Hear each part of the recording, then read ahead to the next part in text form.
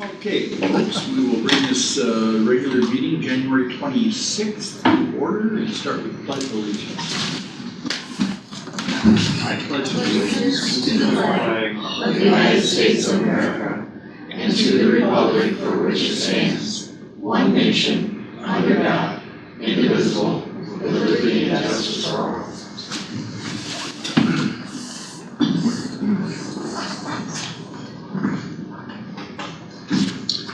Okay, next, can we have a roll call, please? Mr. Hank? Here. Ms. McGuire? Here. Mr. Gasky? Here. Mr. Binkowski? Here. Mr. Roscoe here. Mr. Reed is absent. Mr. Byer? Here. Okay, agenda additions. Anybody have anything that they wish to add that didn't make it on the printed version? Hearing none. Public comment. Anybody that has a comment or a question? Any cards, Bob? No, sir. Okay. All right, and I think most of the public that's here tonight knows we have a second public comment at the end of the meeting. Well, then next we'll go to the consent agenda, approval of the minutes for the previous January meeting, January 12th. Closed session meetings and regular board meetings. Anybody have any questions or corrections to the minutes? Okay. Then we also have a bill payment of $106,542.52. Is there anybody that has anything regarding the bills that are presented tonight, financial report? Okay. Then the third part of our consent agenda is the superintendent has a couple of items, and community development coordinator has an item. Anybody on the FVOP maintenance cap reconciliation? How about the insurance for the drop-off refuse program?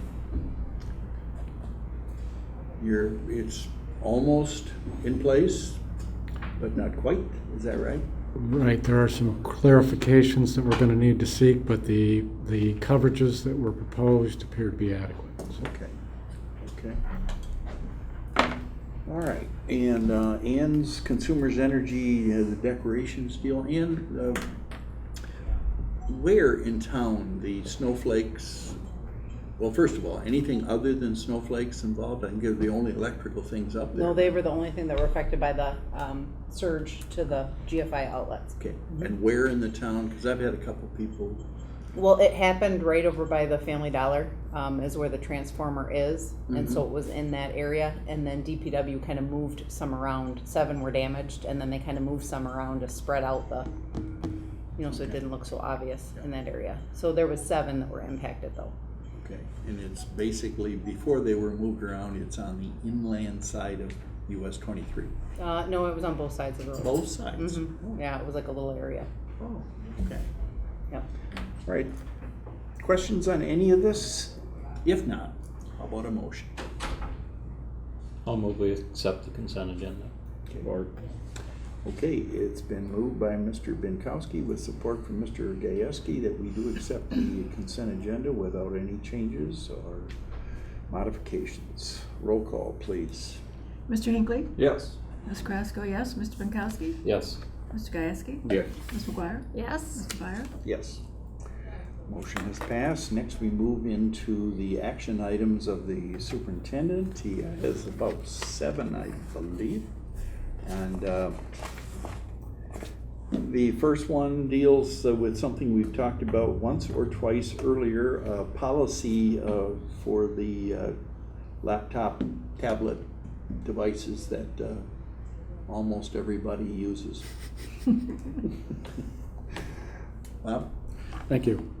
This one is probably the shortest item this evening, at least by comparison's sake, for comparison's sake. I had presented a draft policy at the last meeting, and was asked to modify it slightly to, as I understood it, put in language that acknowledged normal wear and tear would not be considered damage under the policy definition. So on the highlighted portion of the second full paragraph there is a sentence that's been added to the policy that hopefully will accomplish that goal. If so, it is being presented for approval, or certainly if there are modifications, additional modifications, those could be undertaken as well. Okay, is there anybody that has a concern about what was added, or did it go far enough, or anything like that? And if you don't have any concerns like that, then I think we should put this item to bed here and go ahead with the policy as changed and adjusted. So I'm looking for a motion that we do that. So moved. Okay, Support. moved by Ms. Carrasco with support from Ms. McGuire that we do approve the proposed policy document with changes deemed appropriate by the board, suggested by the board in previous meetings, and lack of comment tonight, I guess they're satisfactory. So roll call, please. Mr. Gieske? Yes. Ms. McGuire? Yes. Ms. Carrasco, yes. Mr. Pankowski? Yes. Mr. Hinckley? Yes. Mr. Byer? Yes, motion passed. Next, we go to a much more detailed and complicated topic. Wastewater treatment lagoons and inclusion or not, financing of same, of including riprap covering on the berms, so Bob? At the last meeting, we talked about the potential submission of the wastewater treatment lagoon improvement plans. The engineer had provided them at the 95% complete stage, and they would like to move forward, the firm would, in finalizing the documents and presenting them to the MDEQ. I had posed a question to the board about the potential inclusion of riprap berm stabilization in the plan documents. That was not an original element of the SRF plan, but it is found in our capital improvement plan, and we've identified it as a potential priority for our system. One of the questions that came up during discussion of this topic, and the topic was set aside at the meeting pending investigation of some of the questions that had arisen. One of those is the cost estimate realistic? And I provided an email from the engineer. She had contacted several additional quarries, and it appears as though her original number is a valid one based on feedback that she had gotten. Another question was financing options. But before I get into that, I thought it might be helpful to clarify the benefits of the riprap. That was another element our discussion touched upon. And we had talked about burrowing animal limitation, mitigation, and soil erosion and stabilization. But in addition to that, it was indicated that the riprap would protect the waterproof membrane or liner or liners. I believe there's actually two of them that are installed at the lagoon. The ultraviolet light can damage that if the material is exposed at the top of the dike, if you will. And also weed control is a benefit. But it is viewed as more of a maintenance function than an operational one, and that distinction is important. In that if we put it in the permit as an operational improvement, it's likely that we will be providing a pretty clear signal we intend to implement it, and it becomes of sorts a potential requirement. Relative to financing, I've talked with bond counsel, our auditor, financial advisor, and township attorney regarding the idea of an interfund loan. Municipalities do use interfund loans from time to time, but I was advised, depending on how long they go out and how large they are, there is the potential for drawing scrutiny from the Department of Treasury. There's no absolute threshold or guideline here. So that's a value judgment, frankly. And in considering this, the farther you go out, the less impact it has on sewer rates, but there would be potentially more likelihood of receiving that scrutiny from the Department of Treasury. There's probably a more practical concern here in terms of the value judgment that would need to be made on the impact of the cash reserves in either the general fund or the property O&M funds or fund, and I've provided the balance sheets, summaries of them with totaled cash as of the end of last year in each of those funds. I note that we will be spending about $800,000, maybe more, depending on the actual bids for the VA expansion. So that number can be subtracted from the property O&M balance, at least for the time being in concept. Also, we looked at SRF funds and the ability to do a continuation or a segment. As you'll note in the emails that are attached as the terminology. The long and short of it, though, is that does not appear to be an ideal option, and that there's no certainty. We would essentially have to restart that process. On the other hand, more positive news came from our financial advisor in terms of the ability to issue a 10 to 15 year bond independently. The interest rate would range, and that's given today's rates. That's probably going to change by the time we get ready to do this. But the interest rate is comparable with the SRF on the low end at 2.5 for a 10-year, somewhat higher at 3.5, but certainly not excessive. And again, the trade-off there is if we go for a longer-term bond, it has less impact on our sewer customers. So having some insight on that question might be helpful in establishing a direction. And that is something we can have some certainty about doing if we want to proceed with this. In keeping or in view of all that, it would seem to me that maintaining as much flexibility as possible with our project moving forward would be helpful. By that I mean getting a comfort level with the fact that we need the improvement, and the financing vehicle that we've chosen makes the most sense. Along that line, I spoke with the engineer just as I was writing the report and got positive feedback relative to the potential for submitting the plans and seeking a permit based on the current configuration, and then should we at a later date decide to add the riprap, and clearly if we're going to do riprap, it would make sense to do it in conjunction with this project. We could do an addendum to the permit.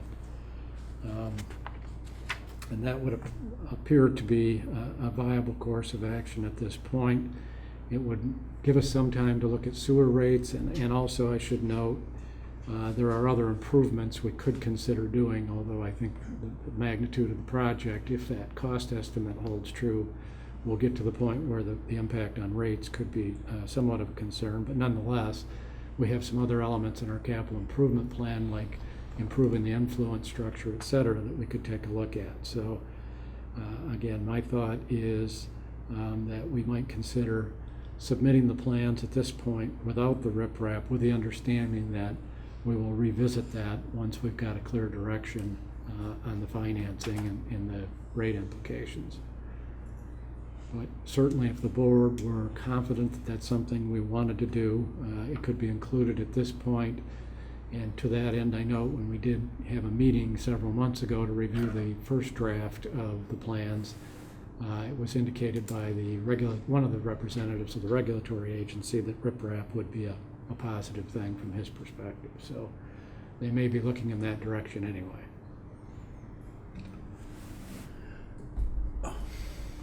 Questions?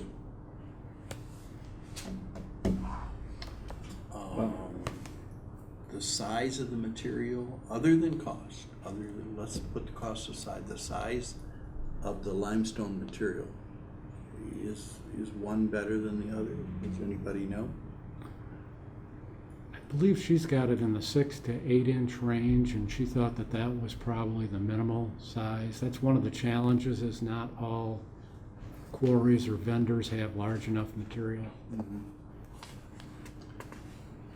And she has given us cost per ton, cost delivered per ton. Am I missing something here? But is there anywhere to tell how much do we need and what would be the overall cost? I believe that was in our estimate. Just for the riprap. Yeah. Okay, all right. Anybody else? And if this is done, Bob, and completed, the job is completed, how long is it good for? A very long time, but that's a question I would want to pass on to the engineer. I believe there are lagoons around the state where this has been done for decades, but I can confirm that. 10 years, I want to go back through this again. It's gonna be, we're gonna do something, let's do it for a long term. And I think that's part of the benefit of the larger stone. It tends to interlock and stay in place. It's almost with the wave action, almost like a seawall of sorts, is what we're building. And then that also keeps down the weeds on the banks and everything, which we had a huge problem with. Mm-hmm.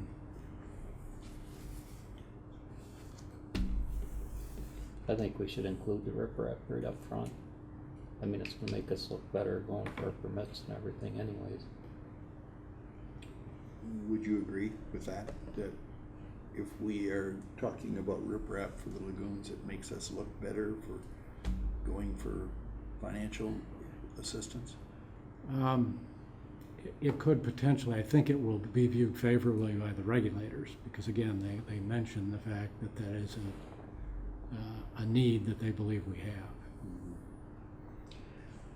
We're talking about 3 lagoons here, Yes. all in use. Mm-hmm. So it makes sense to apply riprap if we were going to do it to all 3 of them, or 1 or 2. I believe if I'm not sure what the rationale would be, frankly, to limit the application to only a few. That's a question I could pursue with the engineer, but you would continue to have the erosion and weed growth and all the other issues. On the one that you're not, yeah.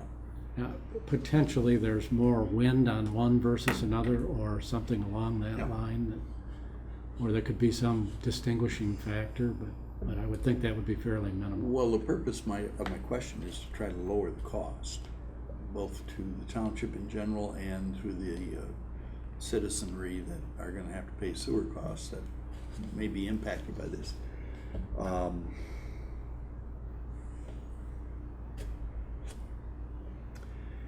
Do these costs also include the application of this riprap, or is it just hauling it from place X to Oscoda and dumping it? It is placement as well. Placement as well.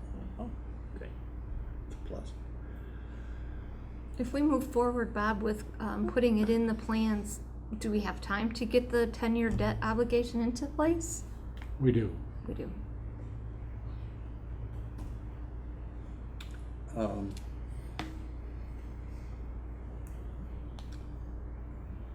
Kat?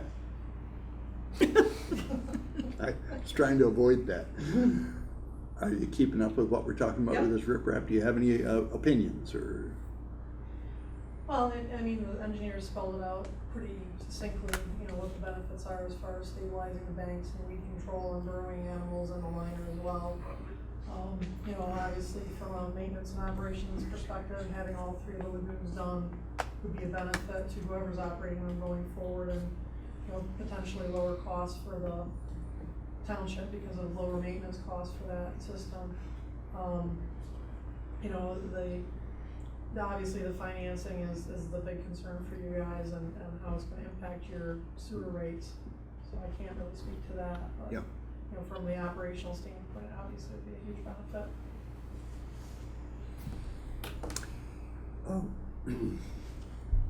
I'm not trying to fight the riprap.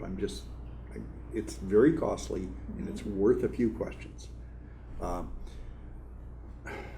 Would a fence that goes into some kind of animal fence that is going to stop burrowing animals and so forth, out away from the outer slope of the berm, so mowers could get at them. I would not that would not be really practical. I mean, part of the point of doing the riprap is to stabilize the earthen banks. So anytime that you put a fence around it or put anything in there that's gonna, you know, protrude into those banks, you could be introducing some kind of a point of weakness into them, you know, or I'm something not, like the that. fence, let's say here's the berm, Mhm. okay, and about at my elbow here, the fence out here on the flat. We Oh, do have. We already have one. The lagoons are fenced in, but obviously rodents and things like that are the ones that are gonna be burrowing in there are not gonna be stopped by a conventional chain link fence. You know, they either come around it or under the gate or. They find a way, right? Okay, because, you know, just wondering if there's some kind, I mean, we're not the first one to invent this No. problem. And I'm thinking, are there rodent-proof fences out there on the market? I know it's gotta go in the ground 2 or 3 feet. Yeah. You know, it just can't be, so, but, doesn't sound like a good plan to you. No, not particularly practicable, no. A lot cheaper. Not necessarily, I guess Really? it depends on what it would be that they would need to do, so. Okay. Well, all right. I've exhausted my list of questions.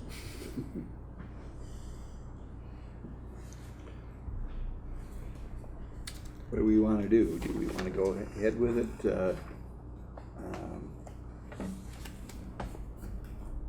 And apply riprap to all 3 lagoons? Or do we want to add them later? What's the wish of the board? I'll make the motion that we go ahead with the plans with the riprap at this time. Okay. And in doing so, I don't mean to put you on the spot or anybody that agrees with that motion. Do you also have a preference on how to finance that? You know, looking at, Bob had a couple options there. I think, you know, if we go with a 10-year loan, look at that, we're gonna be getting our money back from the medical facility in a short amount of time. We'll be able to use that to pay off the loan if we have to.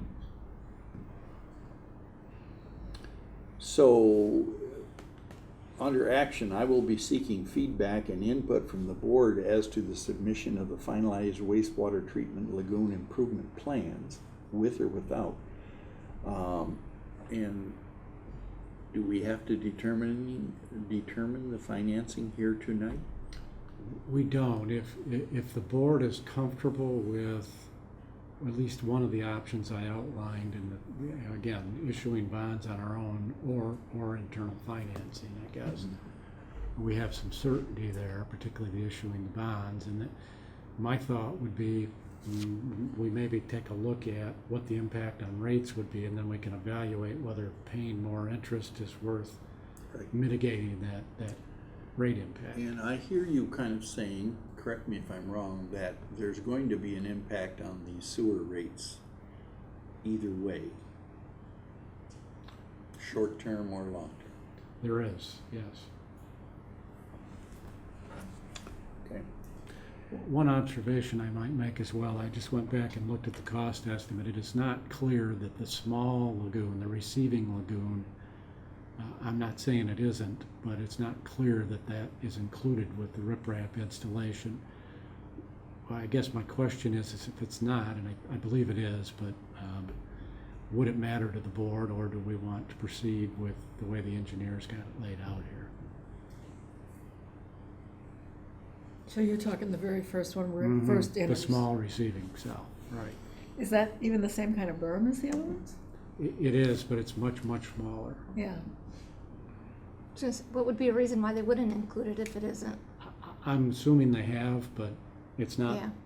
totally clear looking at the estimate. we've been, well, first of all, do we have a second to Rick's motion? I'll second Okay. Motion by Minkowski and Hinckley supports. We have been involved in those berms for 13 years, or close. Mhm. And they were there from how many years during the Air Force time? So, do you have an idea how old they are? Well, they actually pretty much rebuilt when the Air Force took it offline, so I don't know that the configuration was the same, but Oh, it may have been. But the Air Force operated them for quite some time before we took it over, certainly. Many, many years. are they in terrible shape as far as burrowing animals and erosion? There's visible erosion. I wouldn't say they're in terrible shape. There is visible erosion, and the weed control is kind of an ongoing issue, wasn't it? Mm-hmm. challenge.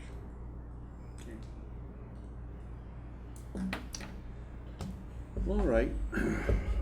Anything else? If not, It's for all three lagoons, that motion. roll call, please. Mr. Minkowski, Yes. Ms. McGuire, Yes. Mr. Hinckley, Yes. Mr. Gieske, Yes. Ms. Krasko, yes, Mr. Byer. Yes. Motion has carried. Okay, number 3 item is another update on the old sewer plant demolition project, payment and direction. Yes, it's wastewater evening. Yes. Recently, there was a discussion I held with several representatives of Axis, which is the company that supplied the performance bond for the wastewater demo project. That was based upon that discussion, primarily a letter from Albert Kraft and the law firm representing Axis. And in that letter, they outlined a suggested approach to proceeding with the project. There were 2 primary components of the discussion, first being payment, the second being the approach for completing the work. In relative short, they had suggested that the township pay $79,239.20 towards the amount of work that the contractor has earned to date. That compares to a balance we have on the original contract, unpaid balance of $93,050. They would then make payment of $141,800, which is the penal sum of the bond, subject to the township executing a satisfaction of performance bond agreement, which I provided in the packet and we've given to the township attorney to review. Those numbers are based on the assumption from the contractor that there would be a 5% retention withholding, which amounts to $11,633.64. One of the questions we raised is that adequate? Typically, we would, at the beginning of a job, be looking at something more like 10%. Contractor argued, I think with some merit, that the vast majority of the work is complete and 5% is not an unreasonable retention. In considering making payment and issues related to this project in general, you should be aware that they're projecting a shortfall between the total amount of money available, what we owe on the original contract, plus the penal sum, plus what's been paid to date, and the funds available versus the cost to complete the job, a shortfall of $14,822.84. On top of that would be $2,600 for demobilization and remobilization combined. It's $1,300 either way. And given the scenario that they've outlined in the letter, that would be the responsibility of the township. That would not include, as you would probably assume, the electrical cost we talked about previously with Consumers Energy, etc. So that's question 1. Are we prepared to make payment? That is their primary concern right now, because the contractor has earned a fairly significant sum of money and has not been paid. The second aspect of the project we talked about. It's how the work would be completed. And the assumption on the other end of the line was that decommissioning services would be the completing contractor. At the same time, the insurance company's looking to step away. They have, from their perspective, fulfilled their obligation once the penal sum is paid. So then we talked about, well, assuming we did want to continue working with decommissioning, how could we make that as efficient as possible? And they've given us a completion agreement which they could assign.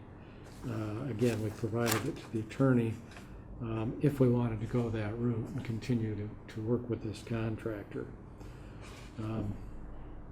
Question mark at this point whether that's viable, and we can take some time to look into that. The basic question is, do we want to pursue that avenue, or do we want to look at other options for completing the work, getting proposals from other contractors, etc. So at this point, I'm looking for the board's potential endorsement of making a payment, which in doing so we would have to define the appropriate retainage. And if so, that I would suggest that that be subject to execution of the satisfaction of performance bond agreement with any changes that our attorney might think are necessary. We could bring the agreement back before the board also, if you would be more comfortable with that approach. And then finally, looking for direction as to whether you would like us to continue to pursue working with decommissioning or solicit independent proposals, or potentially both at this point. Okay, well, let's take this piece by piece. Payment of the $79,239.20, is that okay?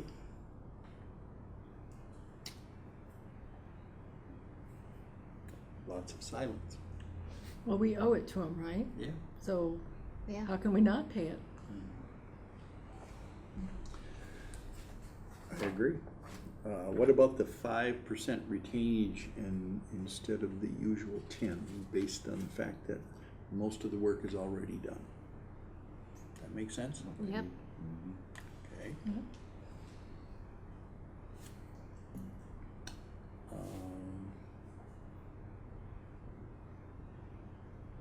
What about just assuming that the original demolition company is going to come back? Or do you want to tell them to take a hike, a little crude, and then let out bids for some local person to finish it up, some local firm? Are we satisfied with the work they've done so far? I believe we are. I'd say bring them back and Bring let them them back. finish it. Yeah. They already know what's going on out there. Yeah. Okay. Well, requesting bids would give you an idea of how you're doing on cost, but That's my only question, Yeah. if they're actually have that amount of work done, that they deserve the payment that we're giving them right now.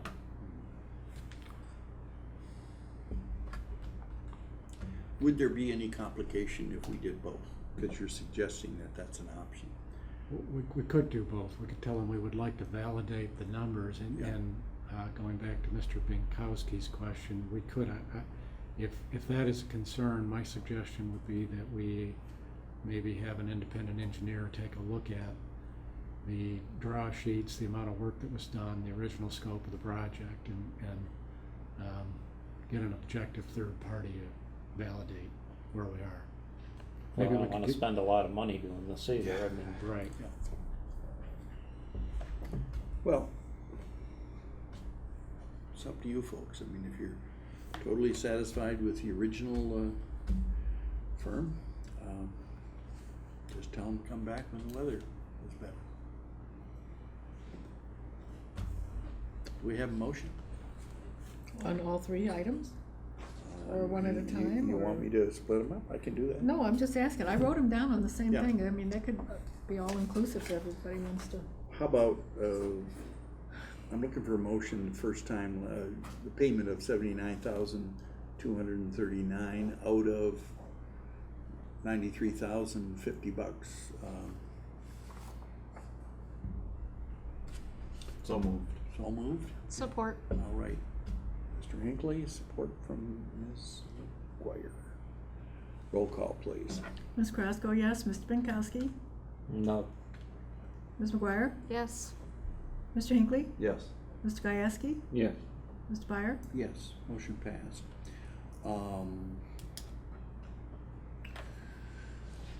Okay, 5% retainage, okay? I'll move. Okay, do we have support? Support. Okay, Ms. McGuire, 5% retainage is on the low end, but it, in this case, seems to be okay, and the support was, I believe, from Mr. Hinckley. Roll call, please. Mr. Gieske? yes, Ms. McGuire? Yes. Mr. Hinckley? Yes. Ms. Krasko, yes. Mr. Pinkowski? no, Mr. Byer? Yes. Motion passed. Okay, third option. Do we want to invite the, what's the name of the firm I'm looking for? Decommissioning services. Decommissioning Services to return, weather permitting? Or do we want to invite them back, but also go ahead with an engineering analysis and possible bids? I think we should have them come back and they should sign something saying they are coming back to make sure we're getting, Along with the payment? yes, Yeah. before we pass the payment off to them, Mm-hmm. make sure they sign. So the idea would be to work through a contract agreement with them prior to payment, Yeah, indicating they'll come back and complete the work for the numbers that we've discussed. Okay. I'll make that motion. Okay. Do we have Support. All right. Motion is by Ms. McGuire with support from Mr. Binkowski that we do ask them for a written contract statement saying they will come back and they will work for the original amounts, and that is all before we send them the $79,239.20. Do I have that right? Yep. Okay. Rick, okay? yes, All right. Roll call. Mr. Gieske? yes, Ms. McGuire? Yes. Mr. Hinckley? Yes. Mr. Pinkowski? yes, Ms. Krasko, yes. Mr. Byer? Yes. Motion passed. Can I come out of right field on something with the wastewater here? Go ahead. We're talking about tens of thousands of dollars here and hundreds of thousands of dollars for the riprap. Do we still have that dehydrator sitting out there? We do. I mean, I remember a time we spent $200,000 to buy that thing. Do we need it? We don't. We have attempted, probably not as aggressively as we could have, to find a buyer for it. And I say we attempt A little more harder. aggressively, and it's turning into a rusty statue is what it's gonna become. yep, I So, agree. So is that I something mean- we could put on that My Deal, Bob? We didn't have that before No, when we tried I to think sell that's it. a specialty item that you Is should it? go through Oh. go through Firm that- somebody. I mean, just, it's not overly used, I don't believe. I mean, age is gonna be its biggest factor. We've had it for a while. But, I mean, a little something to float. Better than nothing. Yeah, exactly, to float what we were spending on that wastewater plant and the lagoons. Cat. If she wants to buy it, she may. And F&V can if they would like to. Make us an An offer. opinion about us selling the dehydrator that is used very little. I think it's definitely worthwhile to try to find a buyer for it. You know, obviously the equipment has value to someone. You were not the only person who purchased it, and obviously even if someone wanted it for parts for their, you know, existing unit, it might be worthwhile to them. So I would at least try to find a buyer. I don't know if there are any specialty services that, you know, broker that kind of stuff, but I can look into it. But how about the idea that Matt has indicated that it's really not of any use to us? No, it's not of any use to us without a mechanical plan. Okay. Okay. I mean, maybe even go back to who we purchased it from. Didn't we at one time through them, wasn't there a group that was interested? There was. Yeah. Okay. I mean, they might have an idea. We bought used equipment from other places, like Yep. the snowplows and stuff, or the holders, so. I Vector mean, truck. Yeah, they might have an idea of what it's worth, and Okay, motion, that's what feeling, so moved. support. Okay, Hinckley Wire. So this is to sell the dehydrator, right? Yes. We wedged that baby in with no agenda. That was left field, not right field. I know. Okay. Roll call, please. Ms. McGuire? Yes. Mr. Hinckley? Yes. Mr. Gieske? Yes. Ms. Carrasco, yes. Mr. Pinkowski? Yes. Mr. Byer? Yes. All right.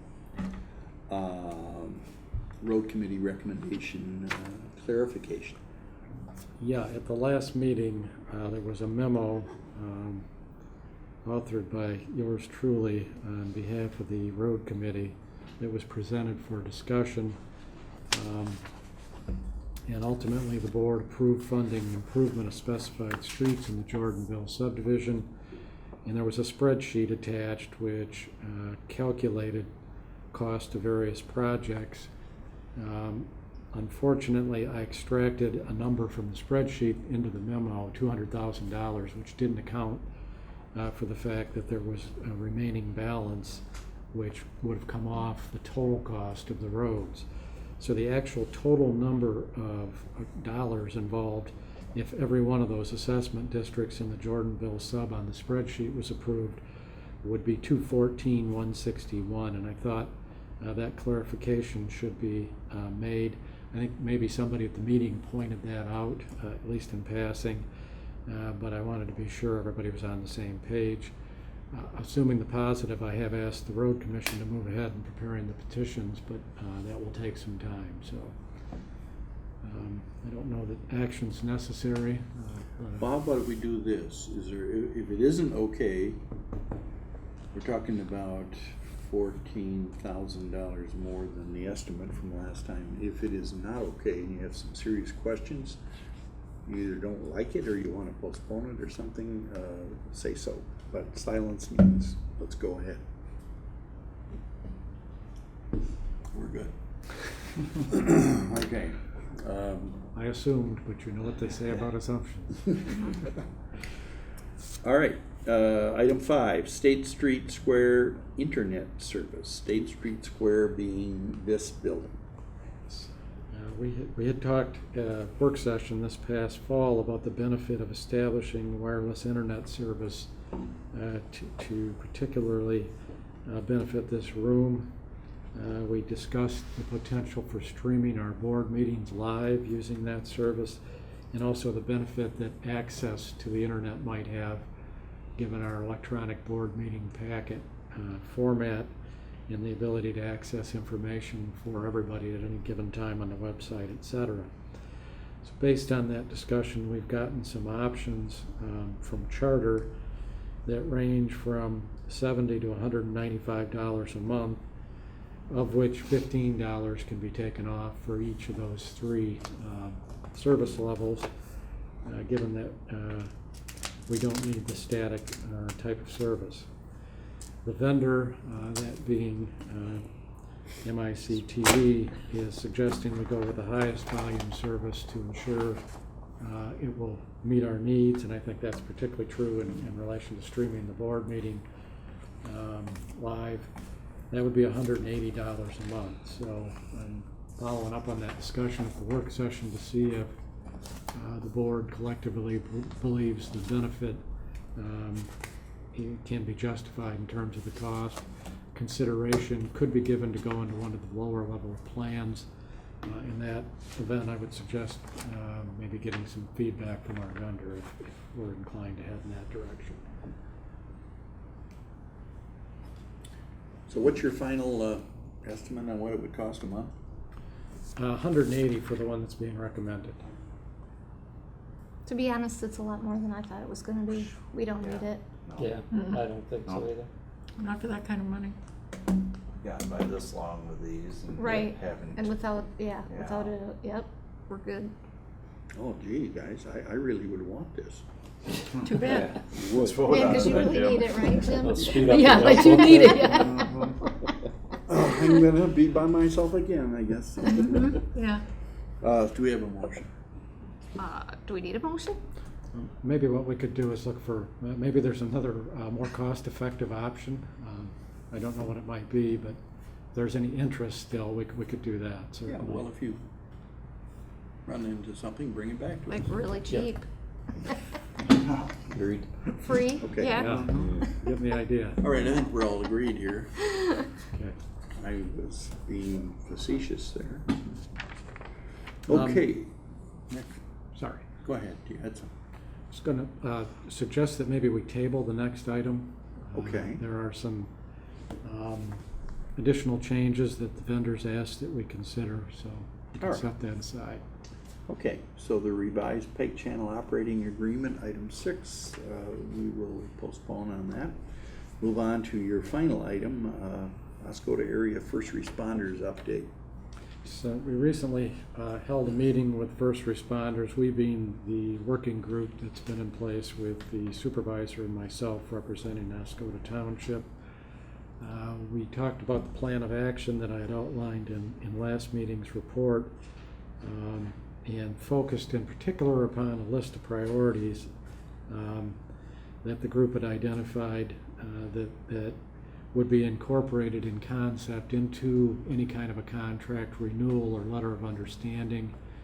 And those involve everything from accountability to recruitment to a succession/backup plan, if you will. The first responder representative in attendance appeared to be amenable to trying to pursue those objectives.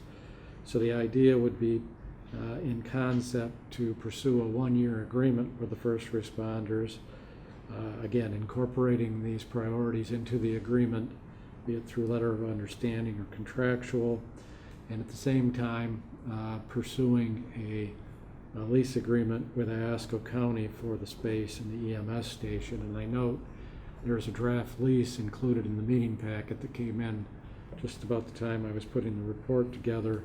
The proposed rate is the lower of the two I mentioned before, that being $250 a month. But there appears there may be some language issues we would need to work through if we're going to pursue that course of action. In considering where we go from here, I think board members should be aware that the original request from the first responders was that the townships consider a funding increase so as to allow for per call payment. What we're talking about here is renewing the existing contract, which would be $8,000 between the two townships, plus the two townships splitting the additional $3,000. The first responders originally were talking about a fairly substantial increase in that $8,000. The underlying premise is that they're having difficulty recruiting and retaining people because of the lack of compensation. So I think it's a reasonable thing to assume that particular question is going to be raised again in the future, particularly if they continue to have difficulty recruiting members. We did talk about other ways to raise revenue, be it through billings and donations and so forth, and I think there's certainly a willingness expressed to pursue that. But nonetheless, I think moving forward, you should be aware that we may be looking at additional costs. So at this point, I'm looking for endorsement from the board to proceed with development of an agreement with the first responders with that general outline, and also to pursue a lease with Oscoda County for the space in question. This would be done in cooperation with the Oscoda Township. In the alternate, we certainly could suspend discussions and let the contract play, which basically would mean it expired in July. So, but before we go ahead and approach the county, we thought it was probably important to make sure both township boards were comfortable with the intended approach. So what you're saying, Bob, the townships are gonna be leasing this bay up there? Yes. Yes, the arrangement would be between one or both townships and the county would, and then we would have a sub-agreement with the first responders for that space. It's the same bay we've had, they have had for free for a number of years. And now the county wants $3,000. Bob has mentioned that the two townships will split that. I think, to be specific, it isn't a 50-50 split. It's 75%, 25%. That is correct, yes. So, much like other things that we do, police, water, fireworks, on and on, So, anyway. I think that they do a really great service for the community, and I appreciate all the years that they've tried to make this work, but they have a lot of challenges, and it seems like things are just getting worse for them, and I just don't think it's something the township needs to get into the middle of. I agree. That's my personal opinion, I agree. anyway. I think we need to step away. Well, stepping away means no first responders in Oscoda or Osable. And we're all given honest opinions here. As the senior member of this board, not in length of service, but flat out age, I think this area has quite a senior population, retirees.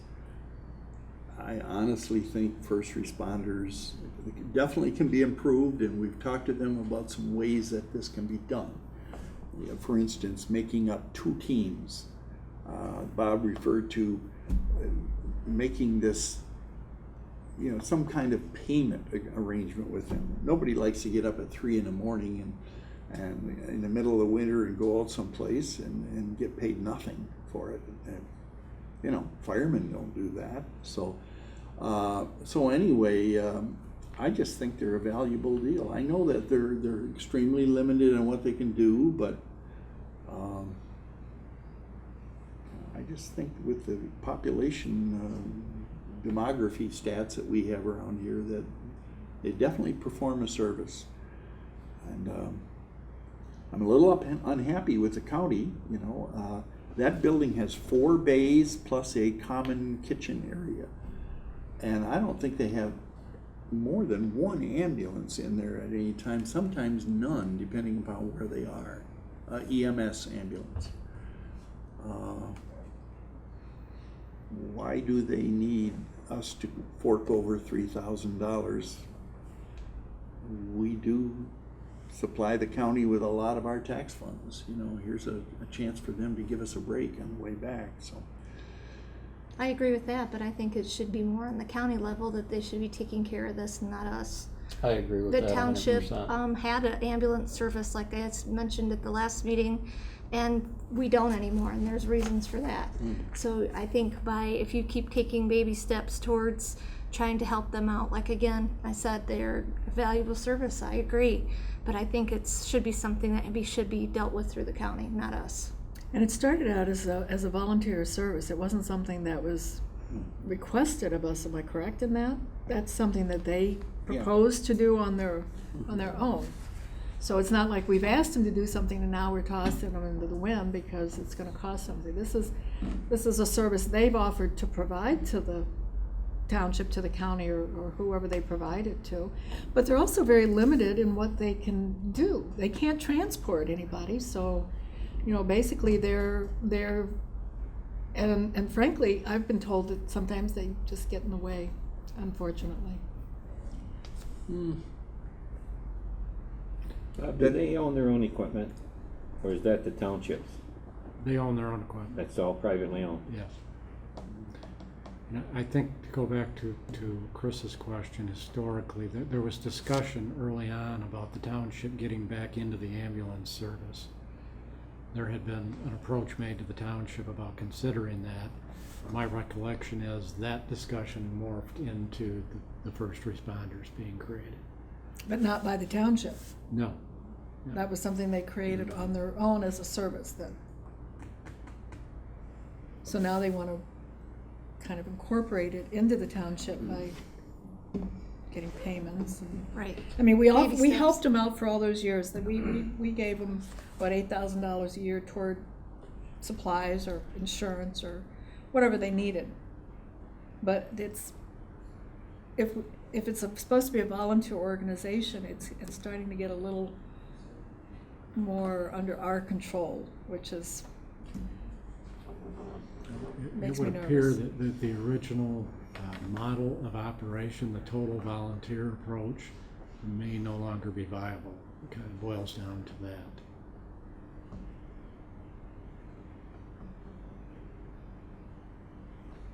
Well, okay.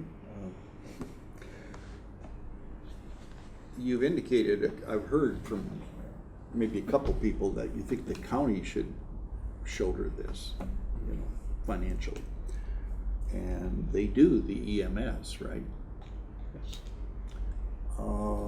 If we could convince them to let us continue to use one bay out of 4 of that, in a sense, kind of a backward sense, that is a county contribution, especially since they want $250 a month, $3,000 a year. Would that satisfy anybody? I would be happy to go before the county commission and ask them about this. I'm not okay with giving the per run thing. We're just getting into something, like I said, we might as well just have our own. Why would, we're already giving them $8,000 a year.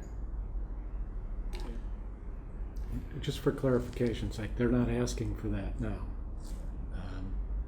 But, and that the discussion has been that if that is something that they think they absolutely have to be operational, that we as the townships would be better advised to give them just a flat sum contribution and let them determine how they would allocate it to their members.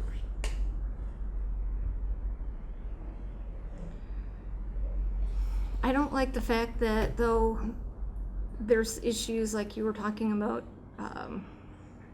scheduling and their volunteers and different things that it seems like you would be giving them input on or directive of how they can or can't utilize some of those things. To me, that's just another step towards being under the wing of the township. And does that, I think it was Aaron that asked at the last meeting, what was the answer he asked about liability and what that is for the township, and would that increase our liability, or what role does that play? Well, there are two aspects of that. Contracting with a nonprofit raises a potential question, but in terms of the liability for the township and dealing with the first responders, the feedback I got was that we need to do our due diligence, ensuring that the folks that we're paying to provide the service are trained and responsible in the way they do that. Not to micromanage, but to do a reasonable amount of due diligence so that we're satisfied that they're meeting a reasonable standard there. So what was the other thing, Bob? You said it was like there was a possible issue with because they're a nonprofit? Potentially.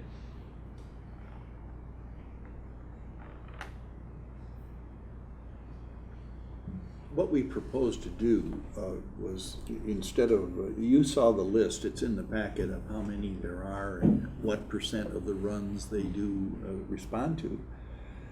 And some of the percentages are pretty low, but we're trying to get some new blood in the deal. There are 2 main people that you can see by that list as far as, responding.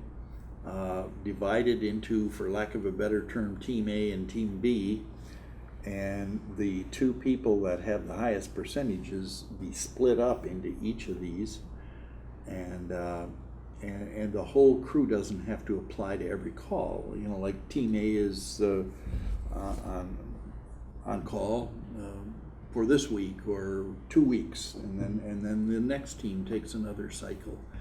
And that, along with some kind of a smaller payment for what they do, again, not equal to the firemen, but something. We're hoping, we don't know, I don't know, I can't guarantee anything, that we can build up pretty good clientele of people that are willing to do this. We don't know if there are people that are, spoken about our community being a lot of retirees. Maybe there are people that were in the ambulance business and are retired up here and would say, hey, I can do that for a little extra pocket money. If I only have to be there, you know, a couple times a month, a couple weeks a month or something. We don't know if they're out there like that. But I don't know. I can see the way it's going here is we're just gonna let them die in July. And I'm hope that the public that watches this on TV or reads about it in the paper, if they have an opinion, that they let us know what they think, because we can always do something else or reconsider. But if that public is silent, then I am wrong. And the high percentage of seniors in this town doesn't matter to them. Regular ambulance service is good enough. So that's kind of my position. I don't believe that regular ambulance service is good enough, Jim, but I think the county should step it up. I don't think it's our responsibility. I agree. And again, I they don't- cannot transport people, I know. so. The thing is, if But if they were somebody's- stationed yeah. right here, we wouldn't have to worry about these call times. But because they're stationed halfway between Tawas and Oscoda and the other ambulance in Tawas, I mean, that creates the problem. Well, they're here some of the time. Huh. One bay out of 4, you know. So, Now, haven't we said we would pay 8,000? Didn't we agree to that, or am I incorrect? That's That's what what we we were- pay them now on the Okay, contract. no, I was looking at the 2014 income for the first responders that said we only paid 4,400. That's, We go off invoices, correct? yes, that's because their contract expired in July. Oh, okay, okay. and they have enough money to go until July of this year. No. Maybe a couple of months is what I understand. A couple of months from tonight? Yeah. Oh, less than July, okay. All right. But even with the payment that we'll give them, because we still have to honor that where we pay them quarterly, right? We pay them Well, there is no contract now unless we renew. That well, what's July then? last July is when the other Oh, contract. last July. Yes. I was talking in terms of this coming July, then they would just die in July. I was wrong. They would die in March or okay. April.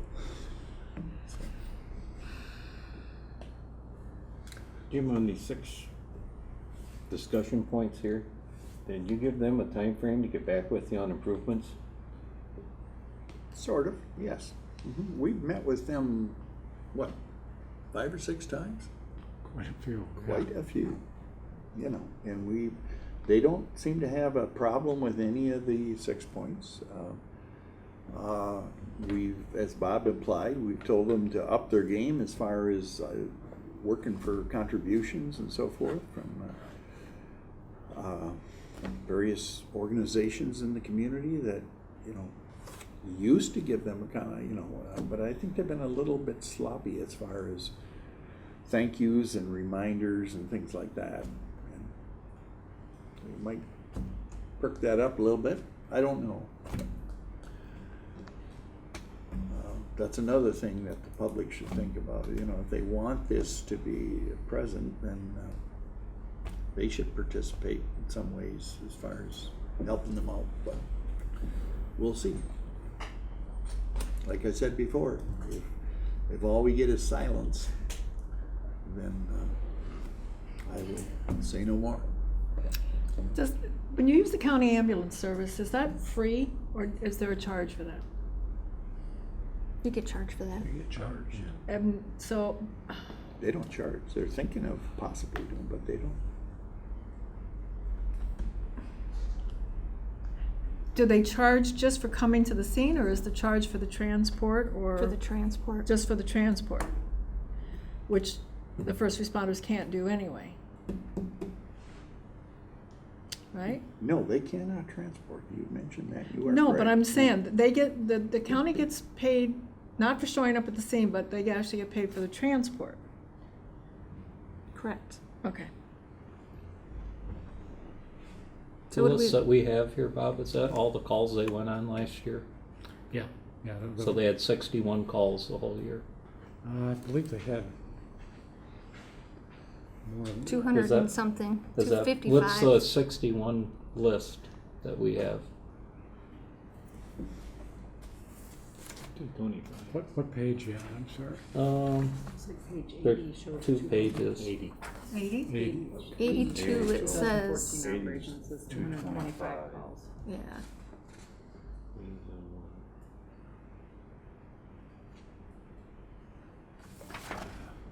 Or I guess we would have 165, which is what it says on page 80. Yeah, 225 that. total calls and 559 responding folks is how I would read that. That confused me, but you said Because like could 2 have or been more 3 than, showed more up than, or. yeah, one Yeah. person responding, yeah, so.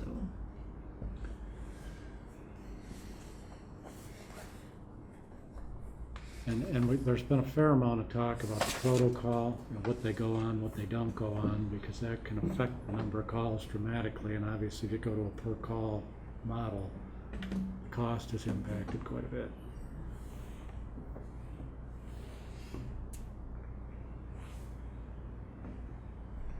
I don't know if you think this is a valuable service or not. Maybe I'm just destroying my own case, but they do go to athletic events, high school football, basketball, and they're there on scene. Again, they haven't been paid anything, but they're there. And I know some serious injury, particularly in football. Again, they can't haul them away, but stabilizing the person to me is important. Now, Bob, on page 84 of the 2015 budget, it's got salary, $15,000. I would assume that's the what if budget. That, what if the Is it? township pays Yeah, us that would be budget? my I assumption. think, well, if you look down below, they're saying the township paying $12,000. That's where they're coming up with. Right. So they're projecting doubling the contribution from the 2 townships, basically.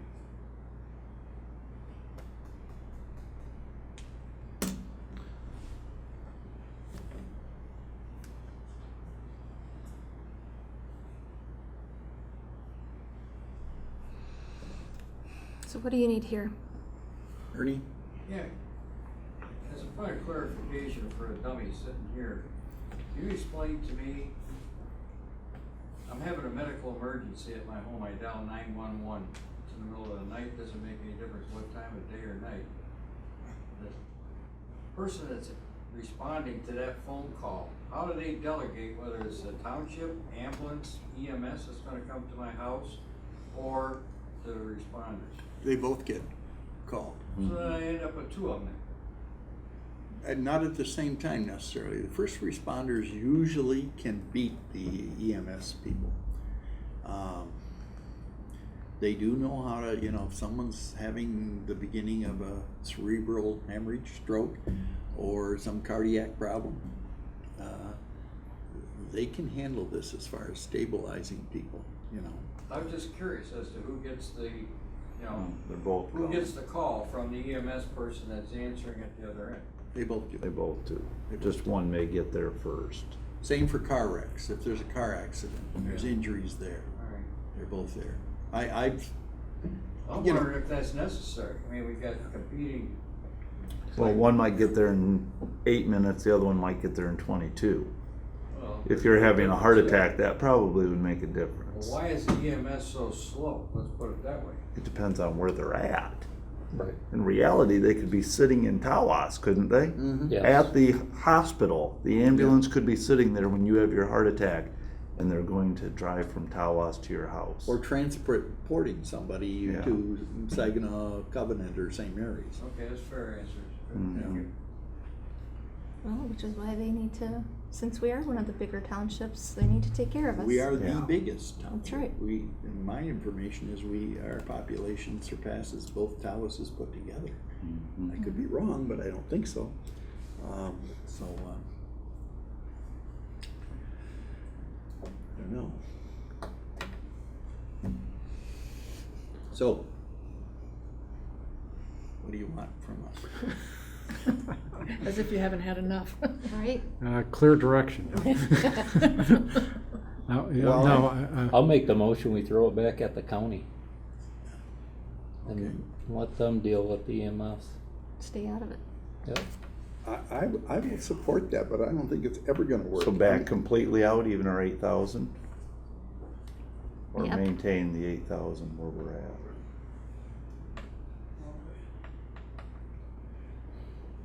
I mean, if they're going from, If they're not, No they're, obviously charge they're not over making here it on the to 8,000. 200. We'll see what they say, yeah. and then we'll go from there. They've already got some. Well, other- it's I mean, only a we're wasting our five-member, time. it's only a five-member board, and we have two delegates that represent Oscoda and El Sabo. If we can convince one other. So, I say we back out of it and let the county do it. Huh? Is that Well- your motion? I'm sending it to the county. and I'll I support it. support that. I Oh, you already did? I Okay. did, yeah. I mean, I don't think it's gonna work, but let's give it a try. So, We are the largest township. They should recognize us once in a while. We don't get recognized on anything else. So. okay, roll call. Mr. Gieske? Yes. Ms. McGuire? Yes. Ms. Carrasco, yes. Mr. Pankowski? Yes. Mr. Hinckley? No. Mr. Byer? Yes. Okay, next. We go to the Community Development Director, Ian. We already talked about the informational item, but tonight you have three action items. First one is engineering proposal for Ratliff Park. Okay, thank you. Attached to my report is an excerpt from Mr. Stocker's report as of from the August 25th meeting, which set forth additional discussion that was held at the October 7th work session in regard to a potential overall development plan for Ratcliffe Park, specifically the area around the open air pavilion, the octagon pavilion, and the linkage between the pavilion, the deck, and the seawall in that area. Discussion at the work session pointed staff in the direction of reaching out to Russo Engineering to provide a cost estimate to basically get the ball rolling, so to speak, on concept drawings and cost estimates for a development plan for that area. In addition, direction was also given to staff to locate possible grant funding sources that could be a possible match for this potential project. Included in my report is a quote from Russo Engineering in the amount of $3,000 for design options for this project that will provide the necessary information for a development plan. Staff feels that this plan is necessary whether or not we do decide to move forward with the grant application. Again, we've identified 3 potential grant programs for this project. We're gonna have to do, some more research on those programs to see what matches the best for our needs if we are inclined to move forward with a grant application. So at this time, I'm seeking approval to move forward with the proposal from Russo Engineering in the amount of $3,000. Discussion. This is just the boardwalk, and so this has nothing to do with the deck on the the. deck on the Warrior Pavilion. Thank you. Correct? Correct, it Yeah. ties into that, right? It's the boardwalk, retaining wall, and then looking at the whole slope and how that would tie into the deck around the park. Or Tie the in, pavilion. We're mean, at the that's- pavilion at the Pavilion. south end, The- right? yeah, Right, yes. The Yeah. octagon. Yeah, the Nothing- octagon. Yeah. Okay, Yeah, the nothing to octagon do with pavilion. Warrior Right. Pavilion. Oh, I'm sorry, I guess I tuned out the No, Warrior I was Pavilion. talking about the deck that we're in the process of. No, sorry, I heard That's something deck else. and, Yeah. on Yeah. octagon Because I'm thinking, pavilion. how does that tie in? They don't touch each Oh, other. yeah, sorry, didn't hear that part. Okay. All right, So just the ones that we were looking at when we had our work session Right, down I didn't there. bring the pictures back, Yeah. but basically the decking that we had, this whole process started by the decking around the Octagon Pavilion. We talked about removing that, but then started looking at the boardwalk, the seawall that was there, and really looking at the fact that it should all be one project to make it, make sense, I guess, for the slope grade there. And did we need a full retaining wall? Did we need the decking and so on, so. okay, I'll move we go ahead with Russo Engineering for $3,000. Support. all right. Motion by Mr. Binkowski, with support from Mr. Gajewski, that we do go ahead with the contract with Russo Engineering to the amount of $3,000. Roll call when ready. Mr. Binkowski, Yes. Ms. McGuire, Yes. Mr. Hinckley, Yes. Mr. Gajewski, Yes. Ms. Carrasco, yes, Mr. Byer. Yes, motion carried. Second of three items, USDA Rural Development Grant, in connection with the DDA. Okay, actually, just to follow up on that, we actually have, my office reached out to those grant agencies. You have to, one of the precepts to the or not the coastal management, but the passport and the trust fund grant is to make sure that your recreation plan is been submitted. That's the first step. Because we've already done that, we've already got that step done, because it's the same recreation master plan. So we did check on that step already, so just to let you know that, but, okay, sorry. Have you considered the DNR Natural Resources Trust Fund? That's one of the, right, Okay. that's one of the resources. Okay, because I attended a meeting about a week or so ago, last week, Thursday. Oh, the one in Roscommon? No, there was a meeting in Tawas at their community center, and in attendance was State Representative Peter Battaglia. And he was literally pleading with people there to apply for money from the trust fund. You know, they have a cap by law, it's in the Constitution. Because somebody said, well, one of the Oscoda road commissioners said, he was trying to talk about how they $500 million, which is a lot of money, but that's a cap. They cannot have more than that. And one of a person that has a key interest in roads in the county said, why don't you just take that money and throw it into the road fund? And he jumped right on that. I mean, in a nice way, but the Constitution says it must be recreational things. And again, the guy was pleading, you know, apply for this stuff. They're running out of space with that $500 million cap, you know. So, Okay, no, that is one that we're looking at. okay. Okay, so, sorry about that, back to the USDA. At the October 14th DDA meeting, staff presented information in regard to a funding opportunity from USDA Rural Development Grant Program that, if secured, could be utilized to implement a revolving loan fund opportunity within the DDA district. This is the same grant program that the DDA, through the Township, has been successful in receiving over $130,000 in grant funding for 2 projects since 2013. In addition, the Oscoda Police Department recently received approximately $21,000. Actually, I think that was increased a little bit, wasn't it? But anyways, over $20,000 in 2014 for the purchase of in-car cameras with this same program. With that being said, the DDA at its January 13th meeting instructed myself in the capacity as the DDA director to reach out and seek approval from the Township Board to act as a pass-through agency on our 3rd grant request from this program. The deadline to submit the application is next month, February 28th. The intended application amount is for $50,000, with the DDA committing a 25% match, or $12,500 for that program. Included in my information was information on the USDA's relending program. The grant application itself is identical to the last 3 that were submitted with the USDA Rural Development Grants that the Township has previously secured. Again, those projects were Lake Street. We have the open project right now of the farm market, and then the police department's in-car cameras. If the board is inclined to approve the request from the DDA, it would be my intent to provide the application itself at the February 23rd meeting prior to the application deadline for final review before that submission. I have also reached out to the grant manager, which is Jackie Morgan, just to make sure that the DDA cannot submit an application on our own behalf, that we have to use the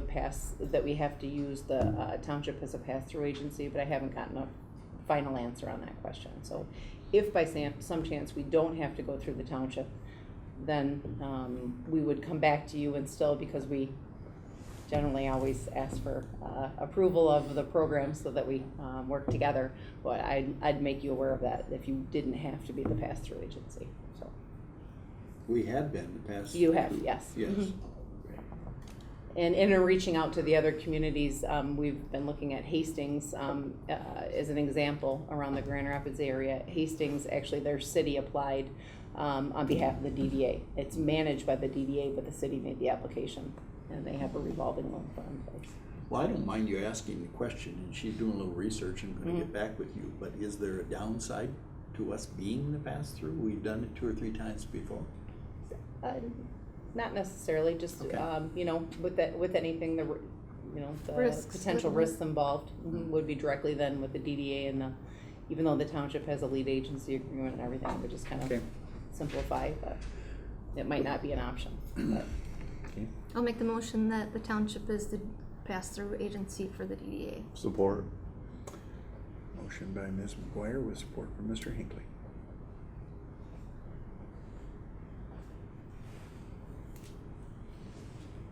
Roll call, please. Ms. Krasko, yes. Mr. Pankowski? Yes. Ms. McGuire? Yes? Mr. Hinckley? Yes. Mr. Gieske? Yes. Mr. Byer? Yes. Motion carried. VA clinic expansion, vendor payments. Okay, last on the agenda for myself anyways.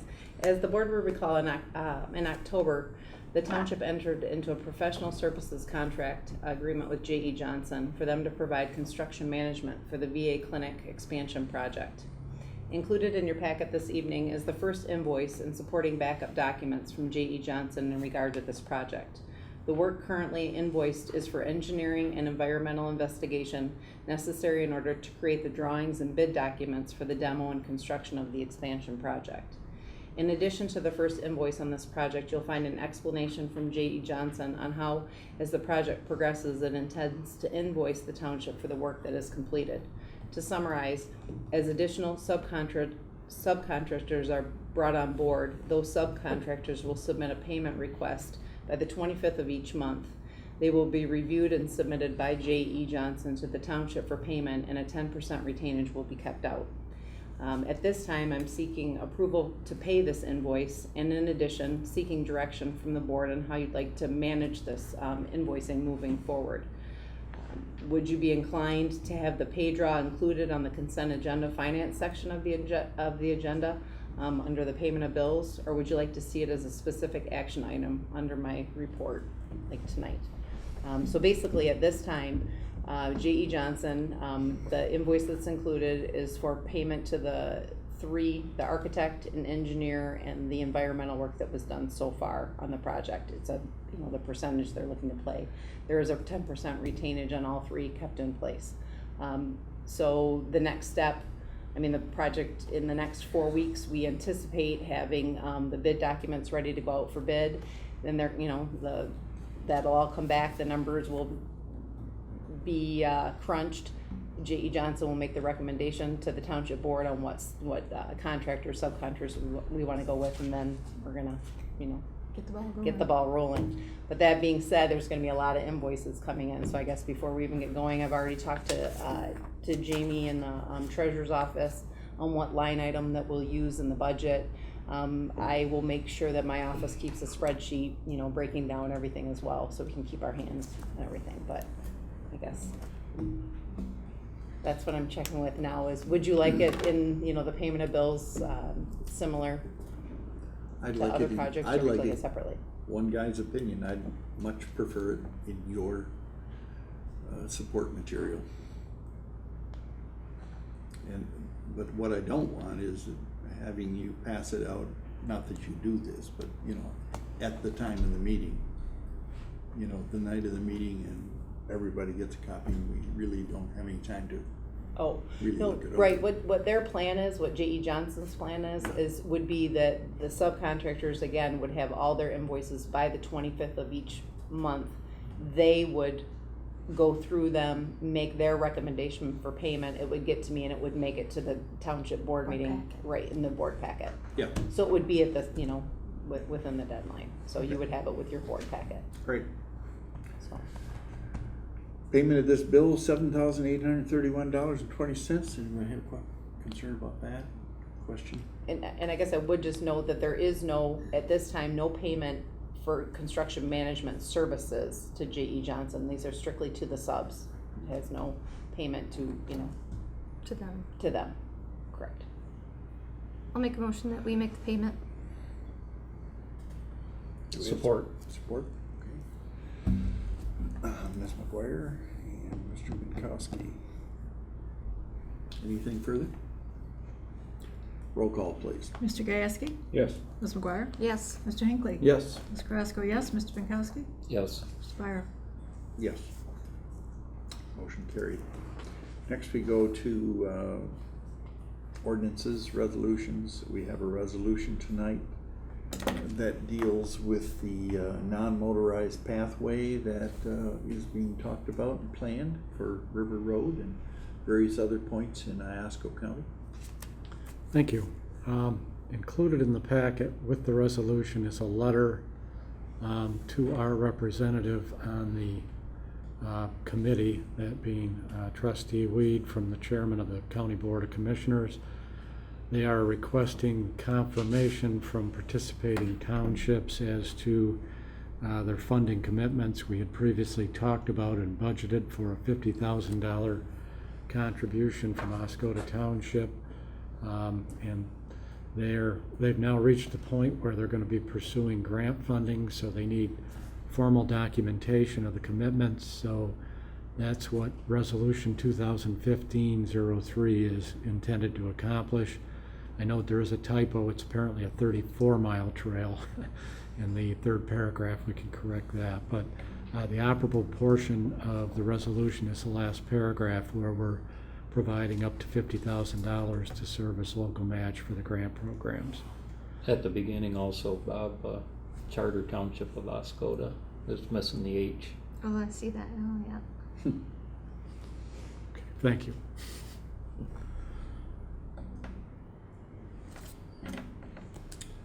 Okay. Do we have any discussion on that? If not, motion? I'll move we adopt resolution 2015-03. Support. Okay, motion by Mr. Pinkowski with support from Mr. Hinckley. We do adopt resolution 2015-03, dealing with funding of the bicycle pathway program. Roll call. Mr. Gieske? Yes. Ms. McGuire? Yes. Mr. Hinckley? Yes. Mr. Pinkowski? Yes. Ms. Carrasco, yes. Mr. Spire? Yes. Motion carried. Next we go to other, and the first item under other is an update on the superintendent's contract that we voted on in the last meeting. Bob? Based on the board's action, there have been changes made to the document, and wanted to ensure that they're consistent with everybody's intent, and if so, then I presume we would want to move forward in considering execution. But first order of business is making sure that the changes, which are highlighted in yellow, are consistent with the board's intent relative to the contract document. Okay. I think all of you have had a chance to see this and notice the highlighted areas. Any question or objection? Okay. I'll make a motion that we execute the contract. Support. Motion by Ms. McGuire with support from Mr. Hinckley that we execute the superintendent's contract with the changes that have been indicated. Roll call, please. Ms. McGuire? Yes. Mr. Hinckley? Yes. Mr. Gieske? Yes. Ms. Krasko, yes. Mr. Binkowski? Yes. Mr. Byer? Yes. Okay, next item, number 2 under other, Senior Center Building Authority appointment. We have had a vacancy for some time. And we have three slots on this. Some of you may know this, and right now we have Mr. Lloyd Canute, Mr. Bob Hodges, and a vacancy. And I believe, does Oscoda have 2, or they have 3 also? 2, so it's 3 and 2. But I have had some contact with Mr. Jeremy Spencer, a local computer tech in the area, very active in the Chamber of Commerce, and he has very willingly said, yes, I can do that. So he's expressed an interest in becoming more involved in the community, and so I'm recommending that he fill the slot for the building authority that basically oversees the senior center. So moved. Okay, Support? all right. Motion by Ms. McGuire with support from Mr. Hinckley that we do appoint Mr. Jeremy Spencer to the 3rd seat for Oscoda Township on the Building Authority. Roll call, please. Mr. Hinckley? Yes. Ms. McGuire? Yes. Mr. Gieske? Yes. Mr. Binkowski? Yes. Ms. Krasko, yes. Mr. Byer? Yes.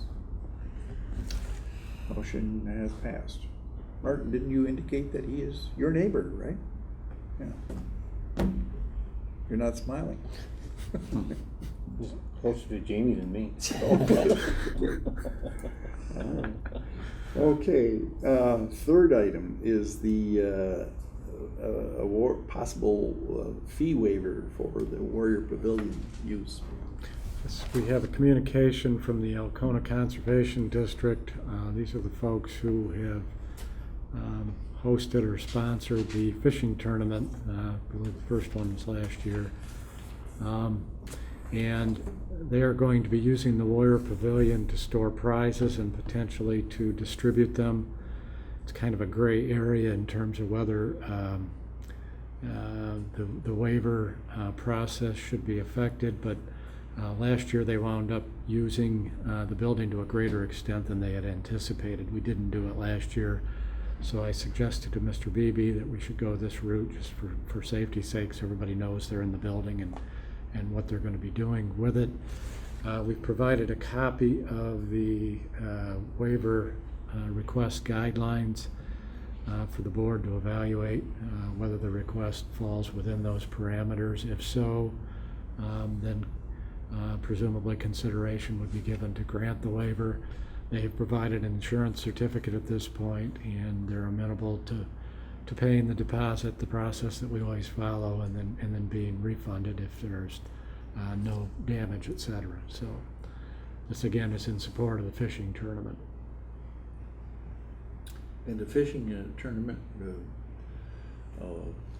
exceeded all expectations last year in its first year. There were a lot of folks. Yeah. We won't be unpickling the building, correct? They'll just be opening up the great room there for them to use. Right. And for the audience, TV or physically here, the dates for that fishing tournament are? Saturday, Saturday, the February 14th. Yeah. That would be Valentine's Day. Yes. That would be Mhm. easy to remember. All right, thank you. The date. Okay, next we have our I'll final. move we go ahead with the I'll waiver. support that. That would be a better Good way to idea. go. Yeah. I was gonna ask public comment and have them vote. Yeah. Very good. Yeah. So, all right. Moved and supported, and roll call, please. Ms. Thank you. McGuire? Thank you, sir. Yes. Mr. Hinckley? Yes. Ms. Krasko, yes. Mr. Gieske? Yes. Mr. Binkowski? Yes. Mr. Byer? Yes. Okay. Second public comment. Anybody have any questions or concerns or? Okay. Board comments, anybody on the board? Personal property taxes, if you wanna get your waiver for the personal property taxes, it has to be filed by February 10th. You can call the assessor's office at 739-7071. Stop in there and fill out your form and get that taken care of. They will not make any exceptions this year.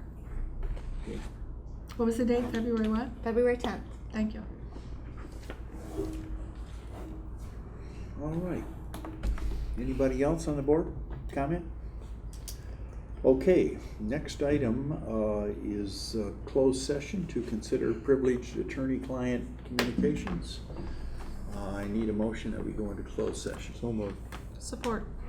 Moved by Mr. Gieske with support from Mr. Dwyer that we do go into closed session. Roll call, please. Mr. Hinckley? Yes. Ms. Carrasco, yes. Mr. Pinkowski? Yes. Mr. Gieske? Yes. Ms. Yeah. McGuire? Yes. Ms. He Pryor? wa- Yeah. he Yes. was. Okay. We're in closed session.